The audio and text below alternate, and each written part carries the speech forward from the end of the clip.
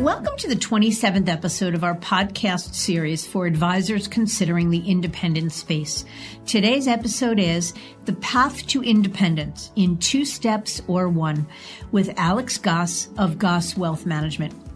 I'm Mindy Diamond, and this is Mindy Diamond on Independence.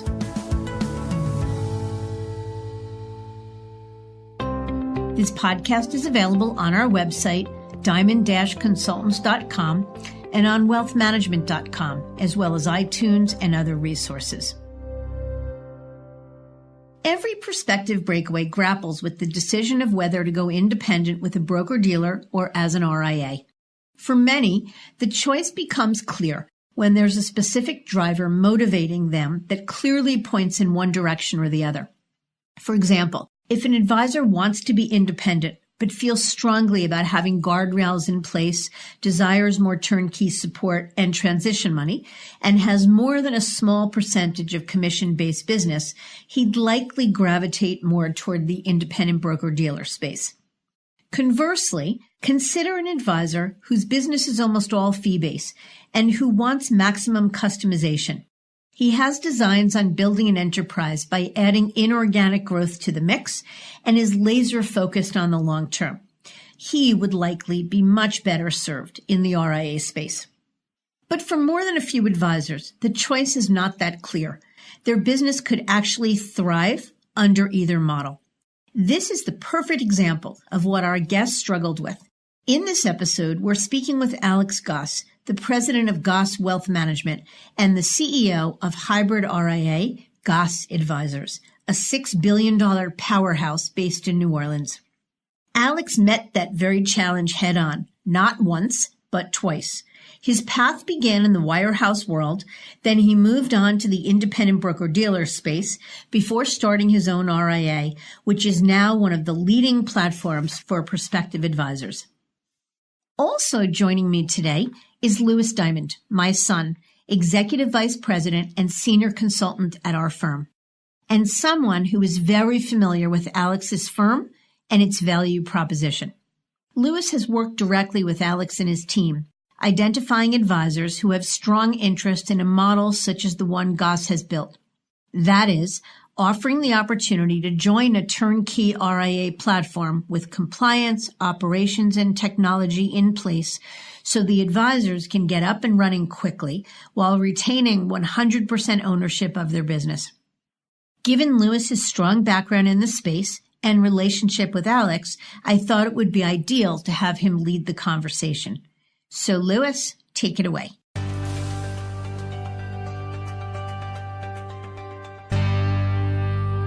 Thank you very much. Happy to be here. Everything you said about Alex and his firm is true. Given his journey, Alex has a unique ability to take the advisor's perspective and objectify the most relevant differences between the IBD and RIA spaces. His story is really interesting, so let's jump right into our conversation. Alex, thank you so much for taking the time today to speak with us. Yeah, I appreciate it. Pleasure to be here.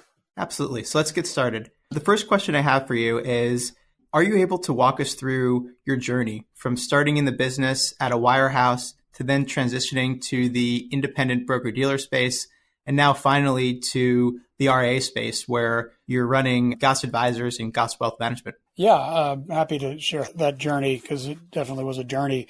I think all advisors that start on this journey begin it when they hit kind of what we call the advisor glass ceiling in the wirehouses. And that's really what happened to us. We were a pretty large team, not the largest, but, 3 advisors doing about $4 million of production and about $500 million under management. We were really struggling in the B2 wire model to run our business because once you start to be kind of that size and scale, you have more demand from your clients. You're trying to do new things and continually to reinvent yourself. And in the wirehouse model, you're so restricted from a payout standpoint, from your ability to hire people, to add team members, new technology, all those things. It really becomes difficult to grow. And I think what most advisors first attempt is, well, I'm going to start a team. I'll find somebody else that's really successful and we'll team together. And what we found, we kind of thought about doing that. What we realized is that 2 busy people coming together doesn't necessarily create more time. It just means 2 busy people working together. So what we see for ourselves and what I see for advisors is in the same space is that the only solution, and really they're victims of their own success. They're very good at growing a business and servicing those clients so it continues to grow. And then at some point, growth or service begins to suffer. And the only solution is more time. And the only way you get more time is by either having less clients or hiring actual almost employee-like members on your team to do things that are not the best use of the principal's time. Both of those solutions cost money. I think our motivating factor for us to go look at independence was we wanted more flexibility to run our team, but at the same time, we wanted more margin, not necessarily to line our pockets and live more affluent lives, but we really wanted that extra margin that we thought we were going to get in the independent space to reinvest back into our team with staff and infrastructure and a smaller, more dedicated client load. So that was what started us on our journey. The corporate IBD model was really the only one we looked at initially. The RIA world was just too foreign. So in that period, we really didn't even do much due diligence in the RIA space. We just looked at the different IBD options. And as I think of those today, and at that time, the main ones you're looking at are, your LPL, Raymond James Independent, Wells Fargo's Independent Channel, Finet, you've got Commonwealth, Ameriprise, and then you can probably throw Cambridge and a couple others in there as real players. Got it. Thank you. And do you regret now having made 2 moves instead of just one and kind of taking the step or the leap to the RIA space from the get-go? If I had all the information and knowledge I have now, yes, I regret it. But I didn't. So I needed that kind of independent training wheel experience to help myself and the rest of our team really understand what independent is all about before we made that move. Because if we had have gone from wirehouse to RIA, I know I would have made a lot of mistakes. So because the whole term independence, everything outside of the wirehouse is painted with the phrase independence. And it's, once you go into that world, the differences, they really should be called different things because they're so dramatically different and have such dramatic ramifications if you're not looking or you don't know what questions to ask. Got it. And as someone in a family business myself, and because so many teams are comprised of family members, I'm curious to hear about your partnership you formed with your father, Jerry Goss. It's amazing. I'm very lucky to have an awesome relationship with my dad, and in business and in family and personal. It works. I've seen it not work a lot as well. So we got lucky. I think we established early on what each other's roles were going to be. I didn't come into the business fresh out of college. I had a decent amount of work experience before that in a different field. So I was able to bring some business operation expertise and some outside experience to the business that worked. It wasn't just, and I had my own set, my own objectives and the things I was doing and how that tied in with the team. A lot of times you see family members coming together and it's just, somebody gets a piece of a book and it's just kind of how it starts, and it without it well defined. I guess the best way to say it is, even though it's family, you should define it and prepare for that type of partnership just like you would with a non-family member. I couldn't agree more. I think that was very well said and certainly similar to my personal experience. So moving on to the next area, advisors really have a multitude of options to consider when breaking away from an employee role. They can join an independent broker-dealer. They can start an RIA from scratch, join an existing RIA as a 1099 or as an employee, and each option has its own sets of pros and cons. But now Goss is a $6 billion hybrid RIA platform with over 100 independent advisors. So I was wondering, what drove you to create this model and what's your mission? The mission was to accomplish originally, what I talked about earlier, set out to do. We wanted more margin, more flexibility, more control over our practice so that we could run it the way that we felt we wanted to. So that was the mission. The reason we've grown and added other advisors, we didn't really start out to be, the term is often called tuck-in or roll-up, or we like to call it a network or a partnership RIA, but that wasn't the original goal. But what we realized is after we created our own RIA just for our own, what I would call ensemble team, just Goss Wealth Management is my personal client practice book that my dad, myself, and two other advisors are affiliated with operates. The original RIA was just for that. We were at about 550-ish in AUM when we started it, and I quickly began to realize how small that is in the RIA world. A $4 or $5 million team, and the wirehouse is pretty significant in the RIA world. It's not. And we were spending a lot of time and effort running our RIA. So what we made up for in maybe margin to some extent, we were paying for in hours and time to run the RIA. So our thought was, or mission was, well, what if we could get a couple other successful advisors that are all basically capable of running their own RIA and have the size and scale to do it? But what if instead of all of us having redundancy and creating these on our own, what if we combined together and basically used our own collective economies of scale to negotiate better pricing, to centralize compliance and operations in a way that the teams from a client practice standpoint wouldn't have to get involved in? Maybe there's a way to be better together and give us all more time and margin than any of us could on our own. So that was kind of the beginning of Goss Advisors. It's taken off. We brought our first partner in basically January of 2016. So it's been fast growth since then. Yeah, congratulations on the very rapid growth. Very impressive to see where you're at today. But one of the main reasons that we were excited to have you join us today is that in our conversations, I noticed that you have a particularly strong grasp on the fundamental differences between an independent broker-dealer and an RIA, and especially having it from the advisor's perspective. Was hoping you can elaborate on what those differences are. Yeah, that's a great question. And it's one of, I think, the hardest things to fully understand because it's so different than the other world. It kind of boils down to 3 or maybe 4 points. It's pricing / economics, flexibility or autonomy, and then in service.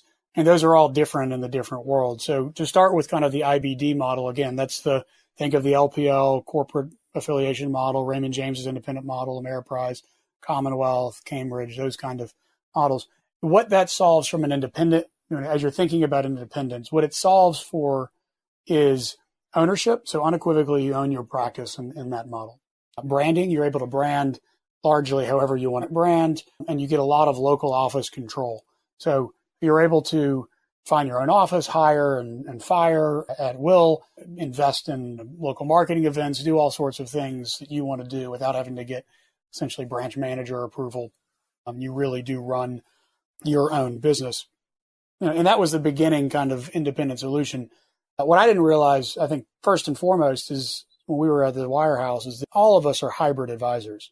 If you're a wirehouse W-2 advisor, you're hybrid. All hybrid means is that you have advisory business, which is synonymous with RIA, and broker-dealer or commission-based business, which is, the BD side. So we're all hybrids. So it's just really what structure are you operating under as a hybrid? Are you a W-2? Okay. And then if you're not a W-2, are you independent, corporate? And like I said earlier, that the corporate IBD provides those things, but what it doesn't provide is compliance, flexibility, choice of platform, and then also economics and margin. And I think we'll talk about economics in a second. But so if you think about the corporate IBD world, you were in the same box, when we were at FINAT, we were in the same compliance box, policies and procedures, technology restrictions, requirements, all that as all other 13,000 wirehouse Wells Fargo advisors were. There's no difference there. So if you're unhappy with your ability to get things approved or maybe do business at a different custody platform, and you don't solve that in the IBD space, you're basically in a box. So it's a really good home for that advisor that just wants to own their business, is fine with kind of the economics that they have. As we'll talk in a little bit, the economics in the IBD, corporate IBD world are not better than the W-2 in most cases. And you really want to just run your team, but you don't want to think of having to do very much else. It's a really good fit. The hybrids or the RIA true space, I like to say it kind of flips the script when you think of independence. In the W-2 and the corporate IBD world, you essentially work for the firm. I mean, if those firms change policies or procedures on you, if you don't like something about them, or if they sell or if somebody else buys them, your only option is to leave the firm entirely and do a full transition. When you're a hybrid, you are essentially going to a lot of those same firms and licensing the ability to use their technology or their platforms. So, you license the ability to use LPL's custody platform, and Wells Fargo's is First Clearing, their custody platform, or Fidelity. You're not beholden to Fidelity or one of those companies. If you call Fidelity and say, hey, can I do this from a compliance perspective? They actually tell you, we don't have a compliance department. I don't know how to answer that question. So because you're licensing that technology, you have a lot more control. You get to use, essentially leverage and pricing negotiation. Pricing is never set with them. So you can really start to build the company that you want. It takes a lot more work because you have to build everything. You have to build the compliance. You have to build the technology interface between the different custodians. You're really building a small regional firm or, a small wirehouse firm, really, when you build an RIA. But, with all that work comes a lot better margin, a lot better flexibility, and a lot better choice. Well said. And you started talking about technology. So I'm curious to hear your take about the technology platform differences at each of your stopping points, meaning the wirehouse, the corporate IBD world, as you coined it, and now the RIA space. And also to what extent you think the technology difference has helped or hurt your firm's growth. So from a technology standpoint, in the wirehouse and the corporate IBD world, it's for the most part, it's what they offer is what you get. If you don't like the CRM system or the technology that Wells or Morgan or UBS or you name the firm, Commonwealth, Raymond James, if you don't like it, it's kind of too bad because you're really choosing them for their technology in addition to their other services. So each firm, a lot of them build their own in-house, which can be good in some cases and not so great in others. We didn't like a lot of the technology we had because it was just clunky. In the RIA space, what's happening in the financial services world is there's this explosion of fintech like never before. So you're seeing serious venture capital money and investment going into companies that are inventing very specific technology suites, CRM systems just for financial advisors, risk tolerance assessment tools just for financial advisors, different financial planning to all these, really neat, innovative, new technologies that are available. On the RIA space, you can go get them. So if you think about it, it's kind of like if you're at a wirehouse or an IBD, it's almost like the way it was before Apple opened up the iPhone to outside app creators. It's kind of like whatever came with your phone is what you got to use. The RIA space is kind of like the app store. It's like Apple doesn't really build a lot of apps. And they have their kind of core fundamental apps that everybody uses, but they're not in the business of building apps. They just opened up their phone to be able to integrate with all these great new innovative applications that are being invented. And that's what's happening in the tech space. So you don't really get to leverage that unless you're an RIA and have the choice to kind of piece together and pull in what you want to use. Has it hurt us or helped us? I mean, it's helping, I would say. It takes a lot of time and effort to research all the different technologies. Right now, they're still expensive in a lot of ways. So again, scale is extremely important to be able to afford these. I think we will start to see that space move in the direction of a lot of other technologies where you get access to them for free and then you pay for premium services or more economical than they're currently. But right now, it's available and they're awesome, but you got to be really big and have a lot of revenue just to really leverage them. So let's shift to the financial differences. Motivators for an advisor going independent range from greater control, flexibility, customization, and of course, the ability to service clients better. But at the end of the day, the economics have to make sense to justify the move. What was your personal experience financially in each of your three stopping points? That's a great question. And it's what we call the myth of independence. And it's just this economic boom. It's so important to understand economics when you're looking at the independent space. And the corporate IBD world, what you're going to hear most of the time is some form of a 90% payout. But the reality in the independent space versus the wirehouse is that the payouts that you get in the corporate IBD world are not always of 100% of what the client charged. So at Wells Fargo, if you're $1 million producer and you're paid 45%, you get $450,000 of income. And if you're $1 million producer, that also means your clients, you have $100 million under management and you charge 1%. And the IBD world now, in order to access discretionary platforms, in order to access advisory platforms, you have to pay what they call admin fees most of the time to access those platforms. And they usually range in the 15 to 20 basis point number. And in addition to that, ticket charges. So all of a sudden, your 90%, let's just call it an average of 20 all in, is really of 80%. So you're starting off a lot of times where most advisors think they're going to finish up from a net standpoint. So it's very important as you're looking at the corporate, if you're looking at the corporate IBD world, to fully understand, okay, what is my payout and what is that actually, that payout based off of what the client is paying? Because you always have to kind of measure that against the W-2 model, because you don't want to go backwards in margin. And you see that in the corporate world a lot. People go the wrong direction from a margin standpoint. On the RA space, it really is, you're paid out in theory 100%. And then everything underneath that is the cost to trade, the technology that you pay for to bolt on. So you have to pay for everything else. So, I mean, most of the time your trading, might run you, let's call it 5 to 6, 7 basis points for trading cost. And then you have to build in your technology and your CRM and all these things that aren't given to you like they are in the corporate IBD world. So it's kind of hard to say what your net is going to be, because it largely depends on how big you are, how much scale you have, or how robust of a platform you can do it. I've seen smaller advisors in the 60, 70 million, $80 million range run an RIA and run it extremely bare bones. And then you've got, massive RIAs that basically are just kind of recreating the wirehouse model. Fair enough. And what are the aspects of fees at an independent broker-dealer? So you mentioned the grid payout, but what are the other layers of fees or compensation that the broker-dealer is taking from the independent practices? In the IBD world, most people focus on what's my office and salaries expenses going to be, and those are important. They're not the most expensive cost of being independent. It's unequivocally the cost to operate and run advisory business, and that those costs are, the access to the advisory platform, which might be, it's 20 basis points just to access your discretionary platform, or it's 35 basis points plus 10 basis points to get a third-party money manager. So, all of a sudden, you're spending 30, 40 basis points pretty quickly to run business that cost you essentially zero before your grid at the wirehouse. Other costs, most of the time the technology and everything else is covered in that. You might have some $300 or $400 a month charges. You have to pay for E&O, but the cost you want to be most aware on is what is the cost to run advisory business in the corporate ID space. Got it.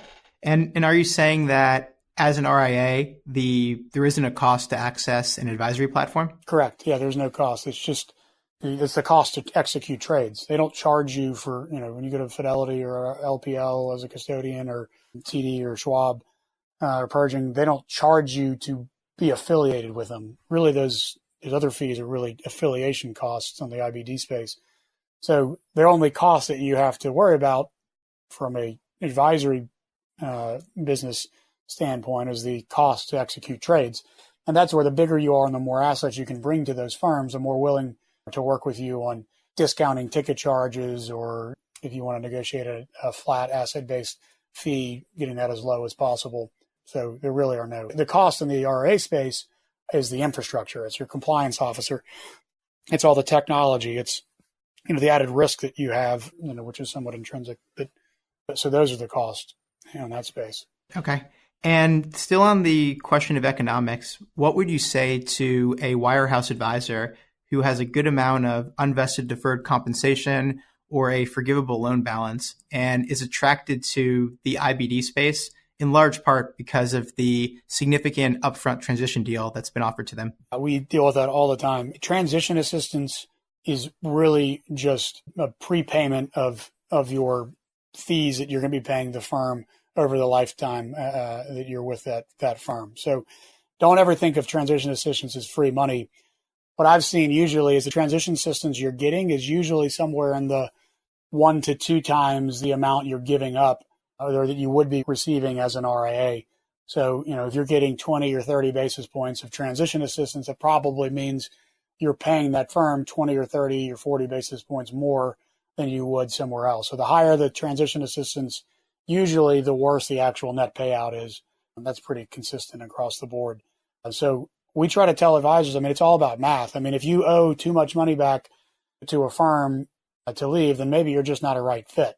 The last thing you want to do is just basically owe a bunch of money to one firm and then just replace that with another firm and still be in the exact same situation. So either wait, save up, pay off, or look at what if you can do it right, and you can go from a 45% net payout in a wirehouse to, say, a 65 or 70% payout net after all expenses through an RIA. Look at that difference and how much is that? Is that amount over 5 years, worth it to you to make a move? But chasing TA is the worst thing you can do, in my opinion. And in your personal experience, taking the transition money completely out of the equation, can you estimate what your net margin difference was between operating your same practice at the independent broker dealer and then now as an RIA? Yeah, we were right around 51% as an IBD, and that was running, 3 advisor team, 1 office, 2 assistants. Not, we did not have, we had economical desks too. We were penny pinching on running that practice. So 51 to 55%. Now in the RA space, my personal practice is in the net like low 70s. Most of the advisors that share in our network it kind of depends on your size and makeup, but are in the low 60s to low 70s, which is pretty much the ceiling of where you can expect to get in any affiliation model. Wow, that example in and of itself is pretty staggering. And I'm not very good at math, but I can quickly tell what you're saying about the transition assistance really just being a mortgage or a down payment on future earnings. Yeah, $1 million producer, and they give you $400,000, but you're making $300,000 less every year. It's hard, but it's a real check, and it's there for you, and it hits your bank account. And leaving the wire, and it's scary going independent, and people, they want that security, but thousands of advisors are doing this every day, and it's real, and these numbers are real if you do it the right way. Don't give up $3 million for $300,000 over 10 years. Yeah, I agree. So you at this stage of your career, you're quite young, and I would presume have many years left to work. But we all know that it's always important that at whatever stage in your career you are, that you have to think about the end game. So with that in mind, and with the advisors that are on your platform, what have you garnered as the difference in valuations between the same exact practice running on an IBD platform versus as an RIA? You hear about all these different multiples, and you're worth 2 times here or 3 times here. And that's all maybe somewhat true. But the reality is it's all based on the net profitability of your firm. Any business in any industry is purchased based on essentially the EBITDA of that firm. So the multiple that any buyer is going to be willing to pay is going to be based off of the profitability of your firm. If you're a $2 million producer and you're at an IBD, but after you're really only generating, $1 million of revenue, I'm going to pay you 2 or 3 times, that $1 million of revenue. If you're a $2 million producer and you're at an RIA and I'm able to generate 1.6, 1.7, of revenue, I'm going to pay you 2 or 3 times 1.6 or 1.7. So it always ties back to that net. You're going to see, so that's why you see higher valuations in the RIA space, not because we're just magically more valuable because we're called RIAs. It's because we're more profitable. It's another exercise in follow the money. You find the truth. Fair enough. So one of the main objections that we hear about the RIA space when we're talking with advisors is that it's incumbent upon the advisor to pull together all of the service and support that he or she needs. Things like estate and trust capabilities, investment banking, lending, cash management, etc. So as someone who serves many affluent families yourself in your own practice, what have you done to ensure that you're still able to provide best-in-class services, but outside of the confines of a broker-dealer or a wirehouse? Yeah, that's so true. It's a great example of there's no such thing as a free lunch. So you have to earn that extra margin because you have to go out and build it. It's kind of like it's like buying a house. It's already been built versus, building a house yourself versus you being the general contractor. I mean, the RIA is you're the general contractor, you're doing it all. So there's a lot of work that goes into it, but there is a reward at the end of the day. So you have to be competent enough and sure of yourself enough in your capabilities to operate a business. If all you want to do is be an advisor and you don't even want to touch that stuff, you probably need to look at the corporate IBD space or some kind of firm like ours that provides that for you. What have we been able to do is with our size and growth, we're able to constantly reinvest in new technologies and new support services that the average everyday RIA can't get or is really expensive to achieve or acquire. So that's been, our collective scale benefits all of us because we're all able to have something that we wouldn't be able to have on our own is how that's really kind of helped us. And it's necessary to have, some of these things to continue to differentiate yourself. Right. And how about today? If you look at the same exact client, let's say they have $2 million investable with Goss, can you say with confidence that you can serve that client just as well today than you could when you're at Finet or at Wells Fargo on the employee side? I can say with confidence I can serve them better. If you think about the RIA space, I'm not limited to one firm anymore. I mean, that's what's neat about, and that's the only reason the RIA can exist today like we can is because we don't have to invent anything. Fidelity, LPL, TD, they were spending hundreds and hundreds and hundreds of millions of dollars every year into their client-facing technology and research and the things that we need to service our clients. So I get the best that Fidelity offers, the best that LPL offers. I mean, I can use First Clearing, which is Wells Fargo. So you don't lose anything. You just gain access to so much more. And then you have the whole fintech space that's separate from that, that's offering cool technologies and things I don't have to get approved from a firm-wide level to use. I can just use whatever I want as long as it's compliant and within our own firm policies. So it's great, but the flip side of that is with so much choice comes so much choice, and it takes a lot of time to weed through all that and go through all that. And the average everyday advisor doesn't want to do that. And again, that's why you're really got to kind of think about how are you structured, how do you create this RA so that there's somebody designated to really be kind of your in-house tech person. Right. And the final question I have for you today is, with the benefit of hindsight and knowing what you know now, what additional advice would you give to prospective breakaways or really an advisor at any point along the industry landscape that's considering heading towards the direction where you sit today? Everybody says it's not about the money, but it really is about the money, because if you're running a business, any business, the margins that you're able to operate that business on are the most important thing. I mean, now all of a sudden, if you're starting a business, it is your responsibility to your clients and your family and to the business to make sure that business operates and runs profitably and doesn't fold in on itself. So what I would say is focus on the technology and the corporate feel of the company and all that, because all that's table stakes at this point. I mean, if you're even in the game today as a firm, you better have good technology and good service and those type of things. I mean, everybody's got that. And culture, that gets sold a lot too. But when you're independent, your culture really starts to become kind of the culture of your own business. So culture, you can add maybe a little premium, but don't add too much of a premium to that. So really, really focus on the numbers, not just the numbers of how much is my staff going to cost, but really what is it going to cost to execute client business, and what I'm after everything I've paid the firm, what do I have left to now pay my staff and run my business and then feed my family.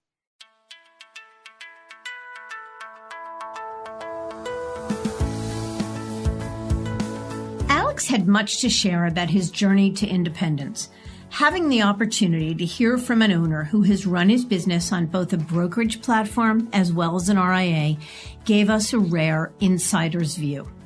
What seemed most clear to me was the importance of being truly self-aware, to know oneself and really understand and evaluate the importance of pricing and economics, of service and of flexibility, because each model, that is the IBD space and the RIA space, offer different ways of attacking the same problem.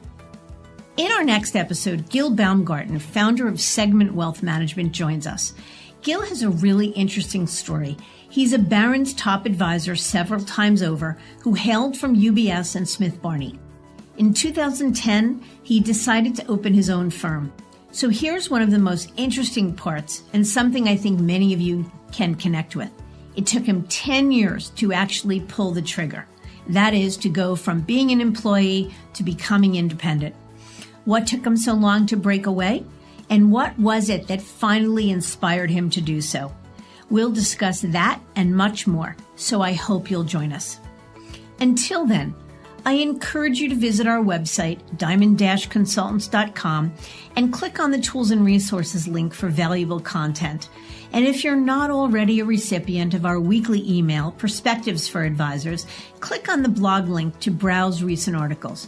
Feel free to email or call me if you have specific questions. I can be reached at 908-879-1002 or by email at mdiamond@diamond-consultants.com.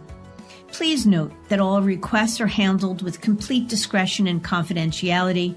I thank you for listening, and I also want to thank wealthmanagement.com for sharing this podcast with their viewers and subscribers. This is Mindy Diamond on Independence.